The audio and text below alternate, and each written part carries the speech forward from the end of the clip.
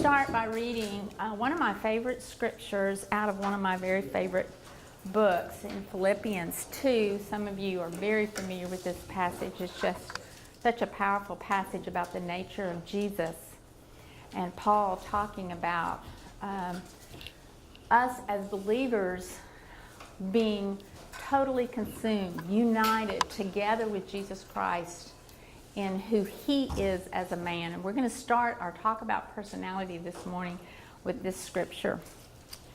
It's in Philippians 2, verse 5. Your attitude should be the same as that of Christ Jesus, who being in the very nature God. Jesus Christ is God. And he didn't consider equality with God something to be grasped, but instead he made himself nothing, taking the very nature of a servant, being made in human likeness. And then, being found in appearance as a man, he humbled himself and became obedient to death. I want to start with that passage because when we talk about personality, which I titled this lesson, He or She Has Such a Nice Personality. Although that's a nice thing to say, we know sometimes that's not the thing you want people saying about you. But I wanted to start with this because the very nature of who we are as human beings is personality driven. That's your human nature. And I love that Paul is going to the very nature of who Jesus Christ is. Who is Jesus Christ? God. In his very nature, Jesus Christ has the personality and the character and the temperament of God. That is who we are also, in that we're not God, but we are made in his image. So I think in understanding personality, there is a theological basis for the study of the psychology of personality. And for us that are, semi-theologians and psychologists, this makes so much sense to us when we study the human nature because God gave us his nature. And that is basically your personality. I think the more I talk about this today, the more you're going to see how this even comes out. If you remember last week, we read Proverbs 22:6.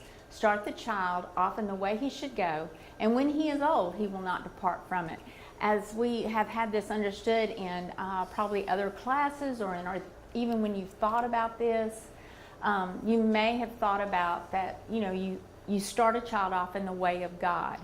And I do believe that is a great interpretation of this. I'm not sure if it's exactly accurate, but I do know also this is, like I said, as a semi-theologian psychologist, the human nature that we have, that God put within us, our personalities, is to be shaped in a way that it will honor Jesus Christ, who being in the very nature of God did not consider equality with God something to be held onto, but gave it up and made himself a man, a servant. So, even though we're made in the image of God, we, like Jesus Christ, are human beings, fully in the flesh. And fully in the flesh means that we have our heart, soul, mind, and our strength. God gave us all of that. I'm talking to you in this class, the gospel-centered parenting, because I think the more that we can understand the way human behavior works, the better we can do a good job of starting our children off in the way of the Lord. The more we can understand how God made us and who we are, I think the better equipped we are to be able to train our children in the way that they should go. And today may be, of all the classes I've done in this series, may be the most informational. And what I have prayed about this morning was it would be the most inspirational. Because I'm hoping you will learn something today about your child and about you that maybe you did not know before or had not really plugged that information into your parenting style. And it could do something dramatic for the way that you relate to your child for now the rest of his life. And even in your marriage, the difference it might make. So I want to talk about what affects human behavior. And I realized last week I kind of was a little shaken about going through the 4 things, and this morning when I wrote this out, I was like, I don't know, I must have been brain dead or something last week. I think it's because I had a house full of kids all weekend. But anyway, I think I told you the wrong information on this. I want to set this clear. We have 4 influences that affect our human behavior. And those 4 things, we've talked about birth order last week.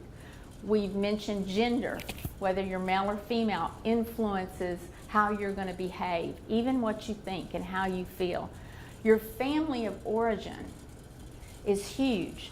What you are in the very nurturing of your family makes a difference on what you're going to be like as an adult.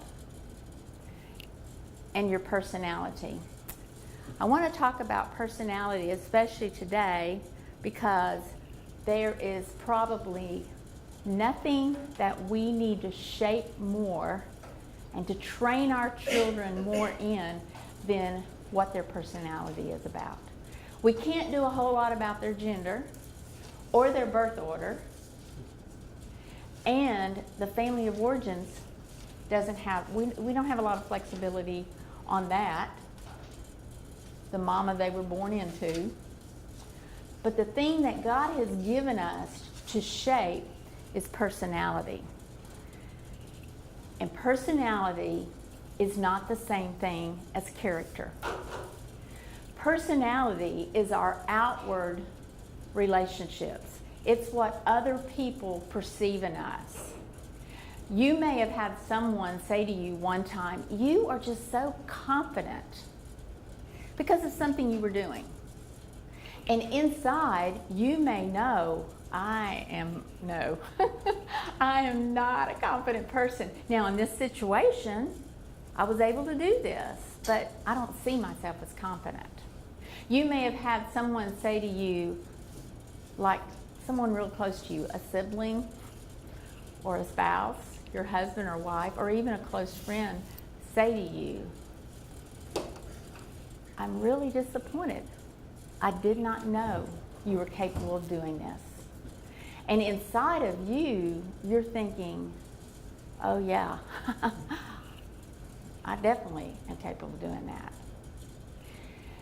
The reason that there's a discrepancy is because what people will see on the outside is our projected personality, but character is who we are on the inside. So when Jesus Christ took on the very nature of God, it wasn't necessarily God's personality, it was who God is. And when he changed what he was about into becoming a man, Christ took on human form and became a gender, and he had a birth order, and he had a family of origin, and he even had a personality. What I want us to see today is the thing that we do as parents that's most important, is we shape that personality your child starts with, it's inborn, and we create a godly character using that personality, using the strengths and shaping the weaknesses. I want to give you an example of this. How many in here, when you went through the candy basket, pulled out one of the chocolate pieces? Anybody in here? Okay. Anyone in here get the Lifesaver? Anybody get Lifesaver? Anybody get the caramel? Anyone get the caramel? Did anyone get the peanut butter, the little peanut butter patty? Anyone in here? Okay. Personally, I don't know why everyone didn't get the caramel. That's the best candy. And I'm a little disappointed in you. I didn't know you had that in you not to do that, because I personally would have chosen the caramel, and I think that would have been a good choice for you. So you really just totally blew it. That was your first test today. And see, just like choosing candy, it's subjective to what you like. And I'm being silly because we know there's no right or wrong. If you like Lifesaver over caramel candy, it doesn't make you wrong. It just makes you different. Just like if you prefer when you drive to church in the morning that you get here 15 minutes early, it doesn't make you wrong if your spouse doesn't care about the time, or at least doesn't make their life around the clock that you are going to get here. It doesn't make you wrong or right, it makes you different. That's what personality and understanding personality is about. It's helping us understand the differences that we have in our inherent nature, who we are. All of us as parents have noticed the difference in our child, sometimes as early as 4 to 6 weeks, sometimes earlier than that, definitely by 4 to 6 months. If you have more than one child, you have already noticed the difference in their personality. None of us have kids that are just alike, right? Let me tell you a little kind of a funny story about that. There was a preacher out in California, and on Saturdays, what he did to kind of clear his mind and just relax to get ready for Sundays is he had a big old Harley Davidson, real souped up, and he would ride it along the California coast. One of the greatest joys was just praising God, wide open on that beautiful scenic road, enjoying the mountains on one side, the sea on the other, and just praising the Lord. And one morning, as he was doing that on a Saturday morning, he was thinking about his Bible lesson, he's praising God. All of a sudden, a flash of lightning hit, his motorcycle stopped, and there was this booming voice that said, "Jacob, you are a good servant. You have managed your life well. You take care of my people. You bring the Word of God on Sunday mornings, and I want to do something for you today."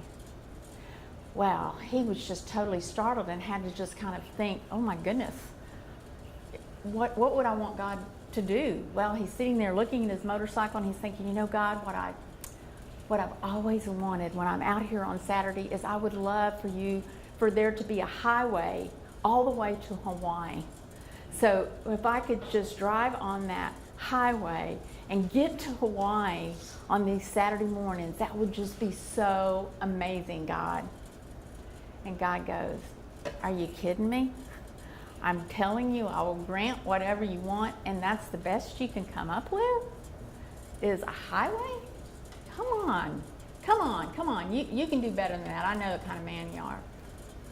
So he thinks a little deeper, and he looks around, and he says, well, God, I've got 4 kids, and they are all 4 so different. I mean, I've got one that's outgoing. I've got one that's so shy and sensitive, cries at a drop of a hat. I've got one that is just obstinate and rebellious. And then I've got one that is just so sweet. But I'm constantly having to stay up with what their personalities are like. I mean, I'm telling you, God, it drives me crazy. Is there any way you could just take that and just group them so that it would be easy just to parent my children better if they were all just, simpler, not so complicated? And God booms back in a big voice, how many lanes do you want that highway to be? See, God made all of us with our personalities because He will use the strong points and He will use the weak points. So although your children are very different, and it is definitely much more complicated to parent children of different personalities, God intended for those personalities to be a part of the kingdom because He needs that. So I want us to go through these personalities today, and I'm hoping this will help you.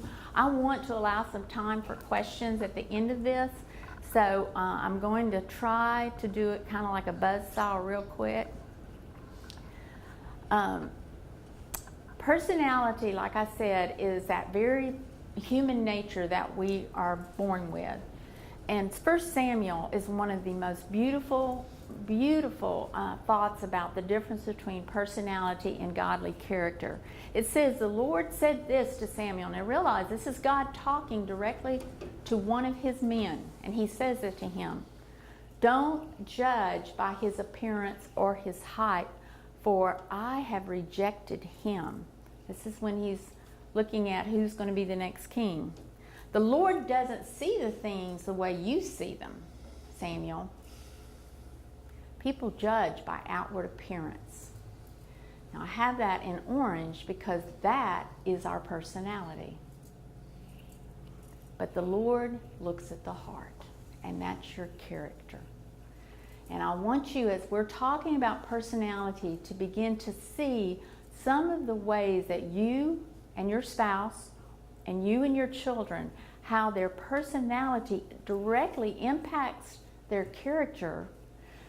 But this is where God does his best work, shaping who we are in our very nature, the natural person we are, and turns it into a spirit-led nature. Because if your nature says, I want to put me first, the spirit man, the spiritual emphasis is to be selfless. So as parents, we're going to take that little 2-year-old, everything's about me, and through the course of the lifetime we have with them, we want them to learn to die to self and to say yes to Jesus. We'll talk a little bit more about that in a few minutes too. There are many personality tests. Have any of you ever taken a personality test? Do you know what your personality is? Okay. You'll find, if you Google personality or personality test, you will find hundreds of pages. So it's very interesting you've never done this. And there are a variety of tests that use different naming. The most comprehensive one that's probably the most popular is one called the Myers-Briggs, and it uses typing of 16 different characteristics, and every one will come up when you get through with it with 4 characteristics. But there are also some that are a lot simpler. This is one that this particular typing came from, 500 BC. No, 500 AD. Am I saying that right? Yeah, 500 AD was when this typing was done. And since then, people who study human behavior have used these typing. So the 4 personalities are sanguine, melancholy, choleric, and phlegmatic. So I'm going to talk about sanguine first. And like I said, I'm going to go through this a little quickly, but I want to tell you about this personality. The 4 characteristics I chose to put here because there are many characteristics. I mean, I could have listed probably 30 to 40, but I just kind of summarized it and put it into these 4. A sanguine personality is extroverted, energetic, tends to be impulsive, loves people, loves attention, and is oftentimes a leader. They're creative, compassionate, they're outgoing, they attract friends, and they love to have friends. In fact, this is sometimes the most social person. This may be the child at school who gets in trouble for talking because they are known for being talkative. Most of the time, these people that are sanguines are very sincere because they don't take enough time to try to make it false. You know, whatever they're thinking, whatever they're feeling, you know. They wear their feelings on their sleeve. They love people, they love compliments, and they love attention. They have no problem being a public speaker or standing on a Sunday morning and teaching a class like this. I am a sanguine. But as you will see, as you see some other characteristics in some of the other typing, there's overlaps. Not one person is totally one thing. There's always a secondary trait that comes along. And usually that is because you are being affected by the other 3 things that we talked about: family of origin, gender, and birth order. So although your natural person may be, say, to be a sanguine, because of your birth order or your gender, you may actually have characteristics of one of the other 3. You may be phlegmatic, you may be choleric, you may also have some melancholy in you because of the influence of your environment around you. The Bible characters that seem to best fit the characteristics of the sanguine are King David and Peter. And when I was doing this research this week, it was really fun because I've always identified with Peter in the Bible, and that's the Bible character this particular article had found. Very relational, very extroverted. Okay, I'm going to do 4 of these, then I'm going to talk to you a little bit about my own family. The choleric is another extroverted type, and they are a strong leader. I put it in all caps because leader is the number one way people will most often describe the choleric personality. They're the person that when they're in a group, if everyone knows the personalities of the people there real well, and the teacher or the group leader or the presenter says, everybody pick a leader, everybody will point their finger at this person. This is a person that naturally wants to lead, has more of an ambitious, aggressive personality. It also can be very dominant. They tend to be more independent of people. And although they are very, very people persons, they're not people pleasers at all. It is the strongest of all the temperaments, and they are sometimes described as type A personalities, very, very driven. They have a lot of energy, and they get a lot of stuff done. Almost all of our presidents are cholerics because of the nature of their desire to be in control and to be a leader. Oftentimes they don't really pay attention to the feelings of people around them in order to get the job done. They're just going to get it done. But they're very productive, very decisive. In the Bible, some of the characters that we know well that are cholerics are Paul, and that makes sense, James, also Martha, and Titus, the missionary. These extroverts also cholerics can also be very organized, which is why I used that picture of that little boy already on the phone. He's probably calling and getting something planned or meeting. My firstborn grandson that lives next door to us, we always call him the man with the plan because he always has a plan. If you don't have a plan, he'll tell you the plan, and then he'd like to go over the plan several times about what's going to happen. He is a natural leader for sure. All right, our melancholy personality is the first introverted one that we're going to talk about. Their temperament is definitely, they're much more cautious, tend to be very organized, very thoughtful people. They tend to analyze details and problems that other people feel uncomfortable about. They're deep thinkers, but they're also deep feelers, if that's a good word, a deep feeler. They can see all sides of things. They will see the negative in a situation quicker than most people will because they'll point it out as a warning, or they will want to problem solve over that potential problem. A lot of times melancholy are some of our most creative people in our society. They are the artists, the authors, the writers. They're also are the people that oftentimes make the most significant difference in the world changing. And because they are more serious and more purposeful, they're very conscientious people and tend to be self-sacrifice people. They're organized, schedule-oriented, economical, tidy, neat, and make great employees. Our Bible characters that are most like melancholy are Moses and Abraham. And one of the things that when I was reading about them and how this followed their personality is both of them really questioned God about how the assignment he was giving them, how it was going to follow out. They wanted to know the instructions and even doubted their ability to do what God wanted them to do because they are so serious and analytical. The phlegmatic personality, and also they tend to be a little more shy and a little more easily embarrassed. The next temperament or personality is phlegmatic, and this is another introverted personality.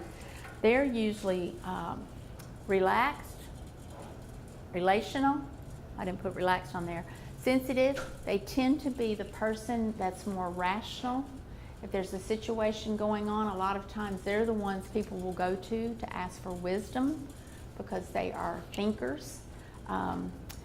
The difference between them and the melancholy, however, is they are much more people-oriented, even though they're introverted. They cherish relationships, but they need to be important relationships, not just social relationships. They are very good at being loyal.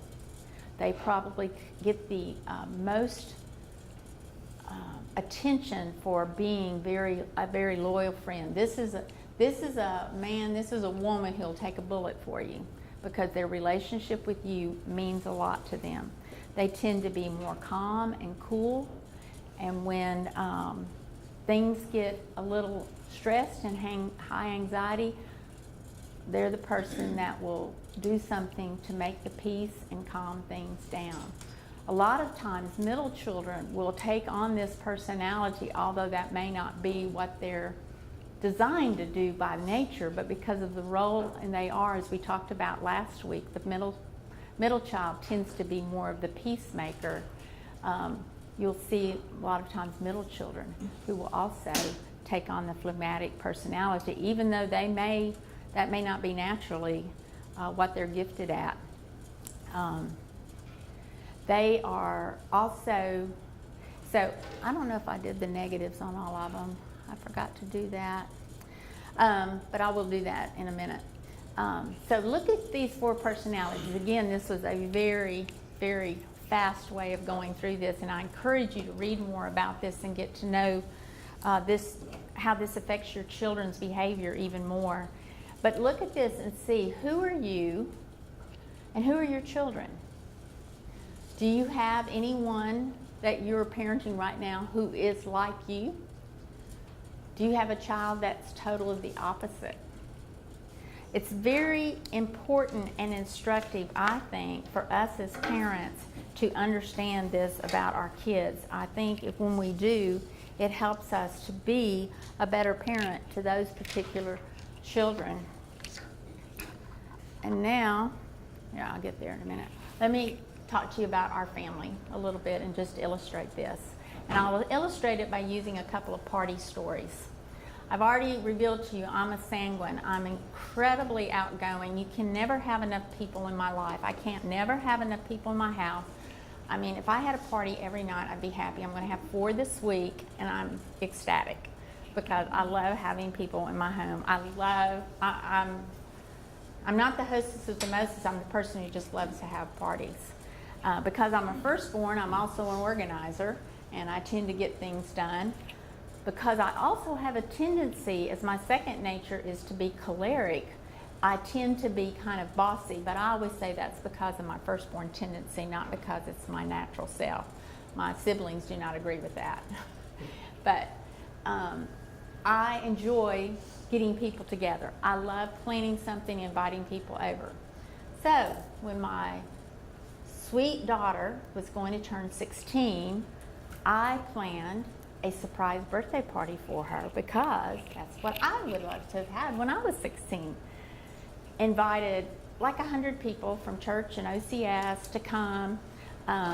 This is back in the day when Zach Stevens and Seth Easterly had a little band, and so they actually, you'll have to ask them about it. They came and entertained, and we did a big party and surprised her, blindfolded her, brought her in, and surprise, and she just is so sweet and like, oh, everybody's here. And over the course of about the last 7 and 8 years, she has revealed to me how painful that was. And I was just like, are you kidding me? It was so fun. And she's like, I know, Mom. So now when we do birthdays for Caitlin, because she is a melancholy phlegmatic, we just take our little family and we do something either at home or we go somewhere where it's our favorite restaurant and it's just our small family. Because Caitlin is not like me. She's just the total opposite. She is similar to her dad in personality, He is a true phlegmatic. But Caitlin tends to be a little more melancholy because last night, Randy and I were going to go to Traps to eat and then going to go to a movie. So Grant's out of town, and I said, Kate, why don't you and the boys go with us to Traps? She's like, why would I do that? I'm just staying home, which is her happy place. She loves to stay at home. I love my home too, I just don't like to stay there.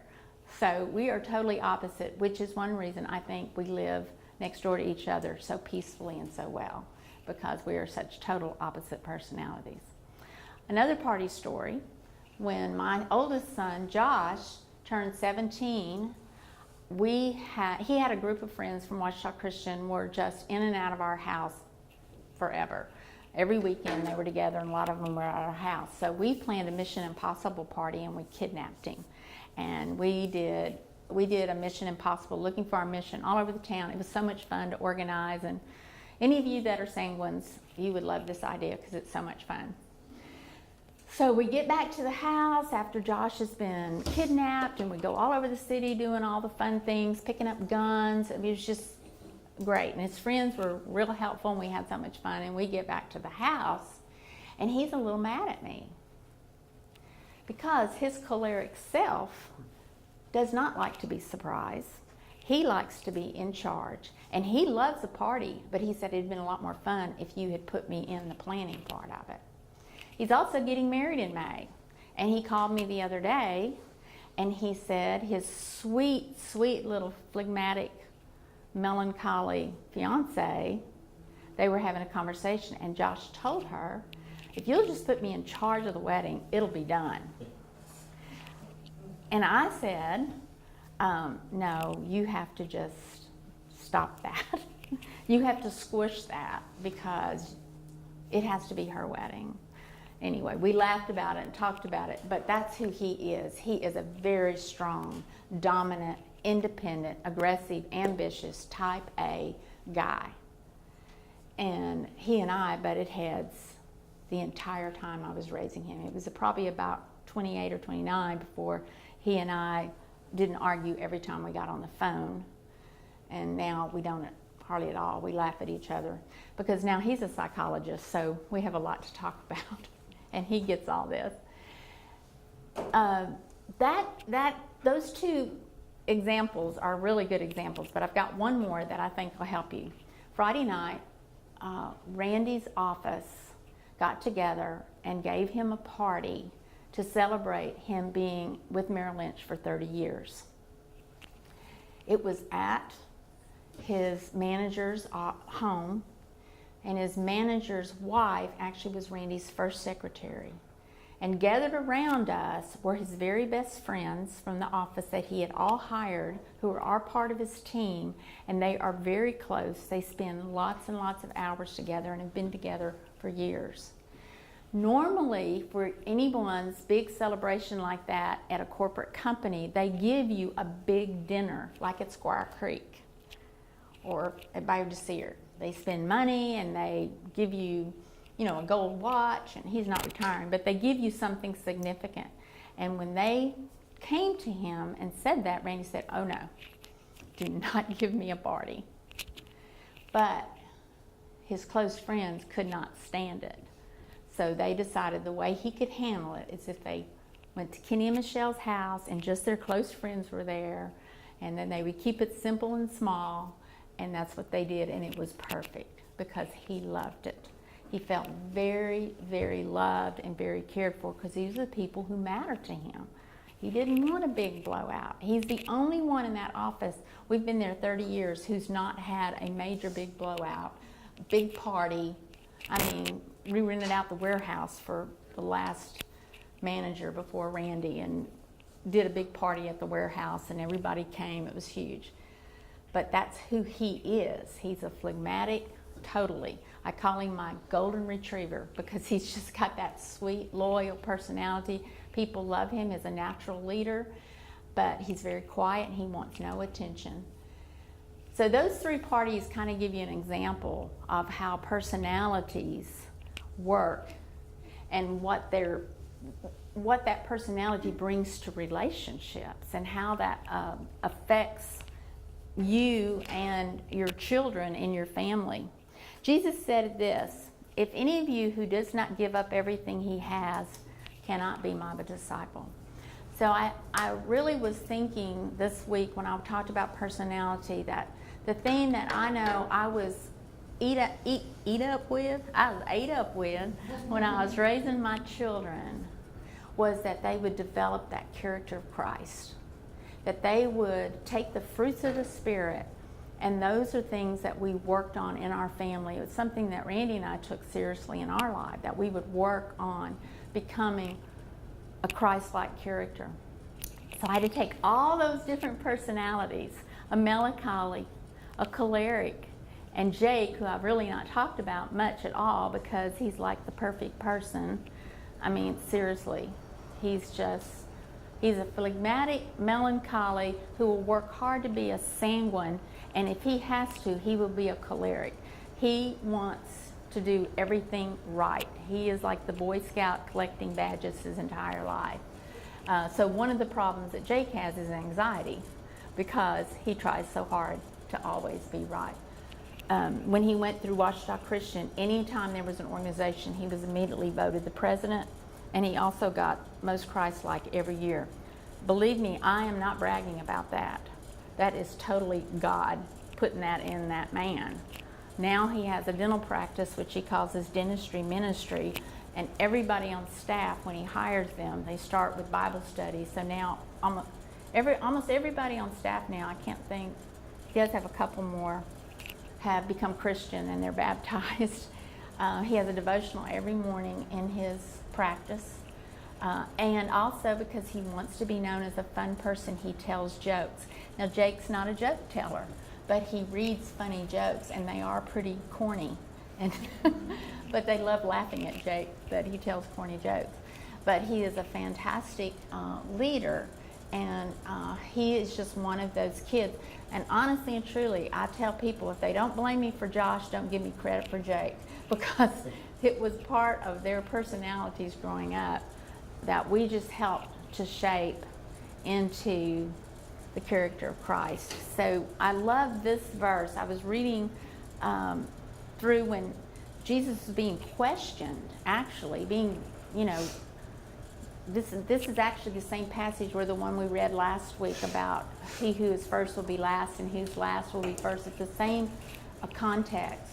And Jesus basically is saying, you have to be willing to sacrifice yourself for me, to give it up. Now, they did not know this at the time of this conversation, that persecution was fixing to hit the church. They had no clue that in the next 100 years, if you were a Christian, you could see your wife and your children tortured and thrown to the lions to be eaten. But Jesus knew that, and he's saying, I'm just telling you, when the rubber meets the road, you better be ready to give it all up for me. Now, to us in modern day, safe America in the 21st century, there's still a translation for that. Although we may not be threatened by death or torture because of our faith here, we are so blessed in America. There are sacrifices that we have to make in order to honor Christ. There are decisions we make every day that said, am I going to go the way of my flesh, or am I going to go to the way of Christ? And that's our job, parents, is to train our children's personality to take on the character of Christ. So, see, I have a whole nother set of slides, and I'm going to get to those next week. I'm going to take just the next 5 or 6 minutes just to see if any of you have any questions about this.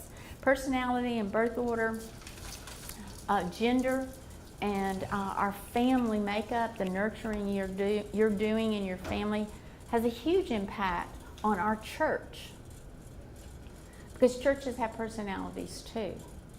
And all of us together are working hard to build a kingdom of God in our little corner of the world here, this tiny little patch of earth here in Washita Parish.